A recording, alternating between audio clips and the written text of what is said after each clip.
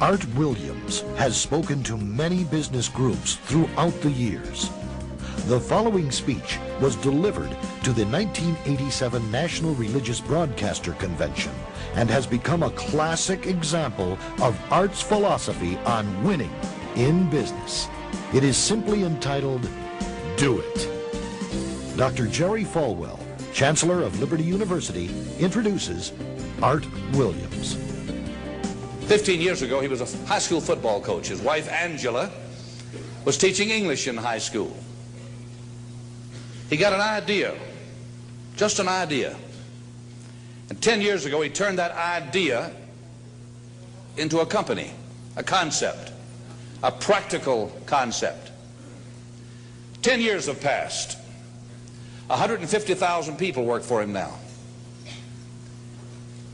Last year, he sold $77 billion worth of insurance. This year, $100 billion. That is more than Prudential and New York Life, number 1 and 2, combined in 10 years. He's from Monroe, Georgia. He has the dialect to prove it. He this year will sell $100 billion worth of insurance and revenues $2.5 billion. And he's just now beginning to dream, to plan, to go. Art and Angela Williams have 2 precious children, Art the third and April, their daughter. He is chairman of the inner council, the inner circle of our ministries, and a personal and a dear friend. He is a born-again Christian, as each of his family members, but he's an entrepreneur. And Dr. Armstrong has asked him to come tonight and talk to you about what he knows most and best about.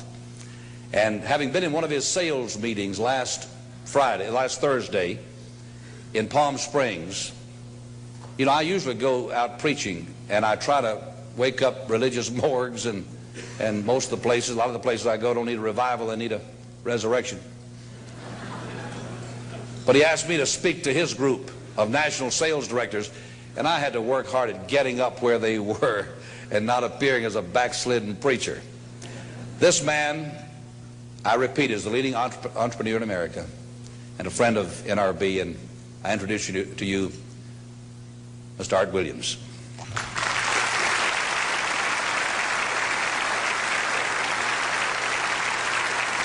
Thank you. Thank you, Jerry. And I tell you, I don't know if I've been this nervous in a long time. This is the most intimidating thing that I think's ever happened to me. An old dumb South Georgia football coach speaking to a bunch of TV personalities like many of you, many great evangelists in the audience, and who put me between Falwell and Swaggart on the same night just totally blows me away. But I'll try to give it my best shot. I was asked to talk to you about how to win in business. I think it's a good subject for you to think about, because I believe business in America is in a crisis situation today. All you have to do is read the paper and every month see our trade deficit, and it's just a very depressing situation. And to speak to you about how to win in business, there's a lot of obvious things I could talk about. You first have to find a need. You've got to fill a need for a consumer out there. You've got to have a market. You've got to have somebody to sell your product or your service to. You've got to, if you really want to get big and win big, you've got to have a uniqueness. There's got to be something a little bit different from you than all the competition out there. But by far the most important thing you've got to have to win in business in these United States today is a very unique kind of mental toughness. I believe the difference in winning and losing in the free enterprise system is so small, it's almost too scary to talk about. You can do 99% of the things right in business, and yet if you don't possess what I call that winning edge, that mental toughness, folks, it's impossible to win. I believe the thinking in corporate America has been screwed up over these last 20 or 25 years, and I believe this screwed up kind of thinking started in our big liberal universities today. I believe a college degree in business from most universities today is not worth the paper it's written on. I just had a son graduate from the University of Georgia a few months ago. The reason I think that is because most of these professors in most of these universities today hadn't got enough common sense to get in out of the rain. They don't have any idea of what it takes to win out there in the real world. They deal in a bunch of theory. These people have tried to fill up corporate America with this kind of thinking. These are the special people. If you're born rich, if you're born on the right side of the track, they rule you, the privileged class in America. If you're born poor from an average, ordinary background like I came from, they say you're supposed to give up all your big dreams and all your big ambitions and all your big hope. If you have a high IQ, they rule you brilliant. If you have an average IQ like me, they say you ought to drive a truck or be a janitor. Well, bull. That ain't the way. That ain't the way it is, and that ain't the way it ever was. They ain't nobody ever designed a test, nor will they design a test that can measure the heart of a man or a woman. The things that are unique to winning in business in America today are not outside artificial things like IQs, college board scores, college degrees, and stuff like that. The key to winning in these United States is what's inside a person. It's your integrity. It's your people abilities. It's your character. I believe in developing this winning edge. I've got 10 or 12 points that I won't be able to go over with you tonight, but let me just give you a flavor of what I think you've got to do to succeed in these United States. Number one, you've got to get excited. Folks, I don't believe anybody will ever tell you anything more important than this in winning in these United States. 90+% of winning in anything you try to do in America today, you've got to be excited. People in America won't follow or believe in a negative, dull, disillusioned, frustrated, dadgum crybaby. People want people that are positive and excited and enthusiastic and tough. The greatest definition I ever heard, I thought about this 10 million times when I wanted to quit along the way of a winner. This guy said almost everybody in America can stay excited for 2 or 3 months. A few people can stay excited for 2 or 3 years. But a winner will stay excited for 30 years or ever how long it takes to win. Another key to building this winning edge and this mental toughness is you've got to become a dreamer again. You know, I'm a Methodist, and we just changed ministers a few weeks ago, and our new minister came in, and the church was just packed. And the first thing he said, well, it looks like everybody came out to see the monkey perform. And the second thing out of his mouth, he said, for a church to be a great church, you got to have a dream. If you don't have a dream, you're dead. And boy, I sat up and I said, man, me and this guy are going to get along good because he knows what he's talking about. See, folks, I believe in order to win, you got to feel good about yourself. When I was coaching football for 7 years back in Georgia, and I had a paddle in my coaching office, and it was about this thick and this long. And in the fat end, I had little holes bored in it so you could really get some speed and blister their little butt, you know, when they misbehaved. And I had a rule on my football team that if any kid said, I can't, if any football player heard one of my football players said, I can't, he got to bring him in the coach's office and give him 3 licks. And it took me about a month to get all that thinking out of my players every year, you know, and I'd have football players knock on my door at recess and at lunch and after school. And he said, Coach, he said it. Coach, he said it. And I'd make that kid bend over and I'd give that other kid the board. He'd bust him 3 times. And folks, it didn't take long. You couldn't create a word game to get one of my kids to say I can't. Bring it home a little bit more personal. When April and little Art were just this little and could understand words, every time they said I can't, I made them do 3 push-ups. Folks, there ain't nothing you can't do in America if you want to bad enough. Another key in building this winning edge is, folks, you got to stand for something. People in America, the good people in America, are fed up with these dadgum fence sitters and mealy mouths. Corporate America has an especially black eye in business today. Most people in America think you can't find a company. They think you can't find a salesperson that'll tell you like it is and stand behind their word. They think these companies will sell anything, say anything, just to make a sale, just to make a profit. Well, you know what? Folks, if you want to win in the free enterprise system in America today, you got to stand for something. And another point, thank you, is yes, you're going to be controversial. Folks, if you want to win in these United States today, just get ready. You're going to be controversial. The only way not to be controversial is to be average and ordinary. They just call me anything but average and ordinary. Now, I know some of you might say, well, you know, I don't think I like Art Williams. You know, he sounds like an old tough butt to me. Well, folks, I'm telling you, you can be good and tough at the same time. I bet nobody's ever talked to a religious broadcaster like that.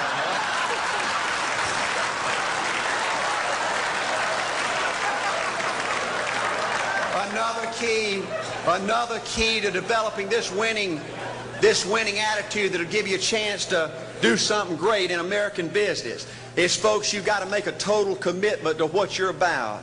Do you know almost the American people have lost their toughness? They've lost their ability to make a commitment. See, folks, in trying to win in business, you're just going to have so many false starts. You think you get it going time after time, and you just get knocked back to ground zero, and it's your ability to compete, to pick yourself up off the mat one more time, to go for it one more time, that's going to determine success or failure. You know, we've got a divorce rate in America some 50% right now. You know, it just seems like that people that go in business today, they have an attitude, well, I'm gonna stick my toe in it. If I start making all this money, get all these promotions, then I'll see this thing through. Well, folks, that's not the way it works. The first step to winning in business in America today is you've got to make a total commitment. Total commitment gives you that little extra ounce of courage you need to fight back through the tough times. Winning in business demands the same kind of commitment that winning in marriage demands. You know, I fell in love with my wife in the 2nd grade. Only girlfriend I ever had. We ran off and got married our freshman year, had both of our children before we left college. We're true business partners in marriage. We go everywhere together. I spend more time with her, been married to her 26 years, now I got 2 grandbabies, love her more today than I ever have. But I don't like her all the time.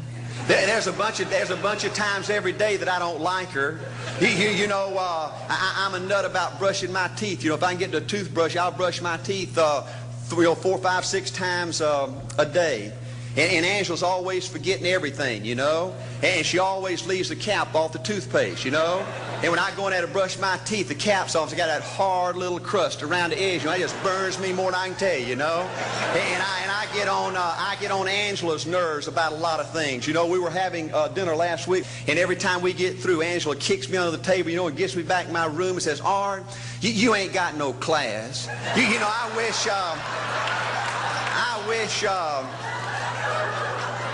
wish, Art, you could learn to eat with your mouth closed, you know.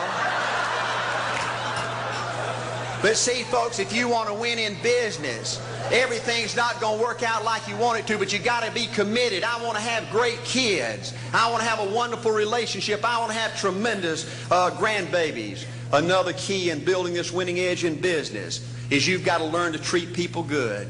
Another thing that these universities pollute America, corporations with, is this attitude, you better not get to know your employees. You better not become friends or get to know the spouse or the children of your employees, because you might have to fire them, you might have to reassign them. And if you're close friends, you can't manage people in a tough-minded way. Bull. Folks, the only way to manage people and get the most out of people is treat them good. Learn to love them and care about them. Yes, it hurts from time to time, but it's the only way. You know, everybody you work with in business, you've got to look at them and pretend there's a flashing sign on their chest. And everybody's asking you, make me feel special. Make me feel important. Say something good to me. I want to be somebody. Another key of winning in business in America today is, folks, you've got to establish the right kind of priorities. First company I went with 15 years ago was ITT. When I was out there struggling, dying every day, wanting to quit and go back in coaching 1,000 times, my first heroes in this business were vice presidents at ITT making $40,000 or $50,000 a year. And I said, man, if I could ever get to be that kind of person, it'd be a dream come true. I couldn't want any more out of life. A few years later, I earned the right to get promotions to that level and found so many of my heroes in business, their personal lives were a disaster. They were alcoholics and divorced 3 and 4 and 5 times. I just read an article by the author of In Search of Excellence, and I saw where he says, I can't find evidence of any successful business person in America that's not tunnel vision, that just doesn't give everything to business. Folks, I said back then, 15 years ago, that if that's the price you've got to pay to win in business, it's not worth it. 15 years later, a multimillionaire, Folks, I can stand and preach to you that you can't separate your personal life from your business life. God's got to come first. Your family's got to come second.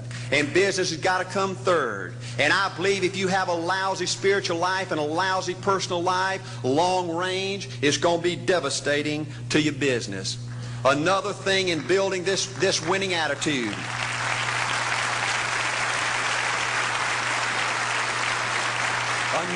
Another thing in building this winning attitude in business. You know, I see tall people make it big in business and short people, dumb people and smart people, fat people and skinny people. But if you cut open the winners in business, I see a heart of a champion. And all these people are competitors and they don't quit. I believe desire and will to win is everything. I don't know why I'm like I am, but my butt's always burning. There's always something say, Art, dadgummit, you're supposed to go for it. Art, dadgummit, you're supposed to be somebody. You're supposed to make a difference with your life. What does the $500,000 a year person do? The $50,000 a year person doesn't do. You look at the outside and study those two individuals, everything seems to be the same. They both are the same sex, they both are the same age, they have the same training, the same positions, the same contract, the same fringe benefits. They both are successful, they work hard, they're good family people, make tough commitments. But what's the difference? What does the $500,000 a year person do? The $50,000 a year person doesn't do. He pays the price and a little bit more. He works hard and a little bit more. He's loyal to the company and a little bit more. He believes in a little bit more. He makes money and a little bit more. He saves money and a little bit more. If you want to win in these United States, you got to be tough and you can't quit. The last thing I'll talk to you about today in building this winning edge is, folks, if you want to win in business, you got to be a leader. Leadership is everything. You show me anything in these United States that win, I'll show you a leader at work. You show me a successful church, Boy Scout troop, club, football team, business, I'll show you something run by a leader. See, I thought at one time in my life you had to be smart to win. I used to have these smart people that dress so pretty and talk so pretty and use these big words. They just intimidated me. And I said, Art, you can't ever be that good. Why don't you just throw in the towel and go on back and coach football for a living? And I found two things out about smart people. I think it's almost impossible for a smart person to win in business in America today. Because I find smart people spend their whole lifetime figuring things out. They're always trying to figure out an easier way and a quicker way. And another thing I found out about smart people is they just don't get around to doing nothing. And see, somebody like Art Williams, everybody said, well, he can't do it. And somebody like that can't do it. But he does it. See, folks, I want you to know almost everybody in America almost does enough to win. They almost get there. They almost are over the hump. They almost have it going. They almost, in everything they do, almost is a way of life to almost everybody in America. But the winners do it. What do? They do whatever it takes to get the job done. They do it and do it and do it and do it and do it until the job gets done. And then they talk about how great it is to be somebody they're proud of. We need leaders in America who can do it. If you want to become somebody, do it. If you want to go in business for yourself, do it. If you want to become financially independent, do it. I hear too much talk in these United States. Everybody can talk a good game. We need people in America who can do it. I go all over this country with A.L. Williams, and I have people say, Art, you can count on me. Wonderful. Just do it. Art, I guarantee you this is my last stop. I'm going to win now. Super duper. Just do it. Art, if I could just have one good month and get the ball going, I know I could make it big. Super. Just do it. Art, if I could just pay off this debt, I could really go. Great. Just do it. Art, if I could just sell my house. Do it. But houses ain't selling. Do it anyway. Art, I'm not making any money. What can I do? You just do it. Do what, Art? You do it and do it and do it. Art, I guarantee I'm going to win this contest. Super duper. Just do it. Art, I'm over the hump now. Watch my smoke. Great. Just do it. Art, I want to make it so bad I can taste it. What I do? You just do it. Art, I'm a vice president now. Can I quit doing it? No. Art, I don't know if I can keep on keeping on. I'm really hurting. What I do? You just do it. Do what, Art? You do it and do it and do it. Art, all my life I wanted to be somebody important. Well, what do it then? Art, I'm going to save money so I don't have to go through this again. Great. Just do it. Art, I don't feel like I've had enough training. What I do? You just do it. Art, my manager don't give me no help. What I do? You just do it. Art, you don't understand. I was Mr. Everything at my former company. You don't mean I have to start off down at the bottom and do it, do you? Yep, you really got to do it. Art, what's the primary difference between winners and losers? The winners do it. They do it and do it and do it and do it until the job gets done. And then they talk about how great it is to finally have achieved something unique, and how glad they are that they didn't quit like everybody else, and how wonderful it is to finally be somebody they're proud of and make a difference with their life. Thank you.